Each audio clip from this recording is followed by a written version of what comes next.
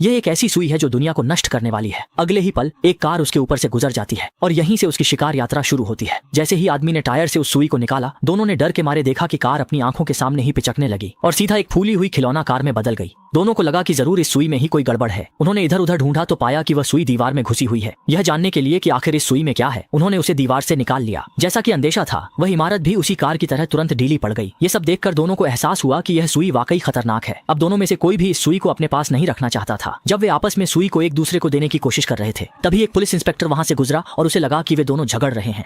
जैसे ही वे जांच करने के लिए शेरिफ के पास पहुंचने वाले थे, गलती से सुई शेरिफ के हाथ में चुभ गई। शेरिफ को सुई निकालते देख दोनों ने उनसे ऐसा न करने की विनती की, लेकिन शेरिफ उनकी बात सुनते भला। 2.5 सेकंड से भी कम समय में शेरिफ एक पिचकी हुई गुड़िया की तरह पिचक गया। खतरे को भांपते हुए दोनों ने सुई पकड़ी और भागने की कोशिश की, लेकिन एक तेज रफ्तार बस उनकी ओर तेजी से आ रही थी। ऐन मौके पर उसने झट से सुई उठाई और बस की ओर निशाना साधा। जैसा कि उम्मीद थी, बस खाली थी और वह अपनी जान बचाकर भाग निकला। दोनों को एहसास हुआ कि वे सुई को धरती पर नहीं छोड़ सकते, इसलिए उन्होंने एक गुब्बारा लिया, सुई को उसमें बांध दिया और सोचा कि इस सुई को अंतरिक्ष में भेज देंगे। लेकिन अफसोस, गुब्बारा ज्यादा ऊंचाई तक नहीं जा पाया और फट गया। विनाश की सुई नीचे गिर गई और जमीन में धंस गई। ये देखकर दोनों ने सुई उठाकर कोई और तरीका सोचने का मन बनाया, लेकिन तभी उन्होंने देखा कि पुलिस प्रमुख खुद को पंप से हवा भर रहा है और धमकी दे रहा है कि वह दोनों को पकड़ लेगा। ये सुनकर दोनों डर के मारे तुरंत सुई उठाकर भागने लगे, लेकिन अभी 2 कदम ही चले थे कि उन्हें हवा निकलने की आवाज सुनाई दी, तो दोनों ने पीछे मुड़कर देखा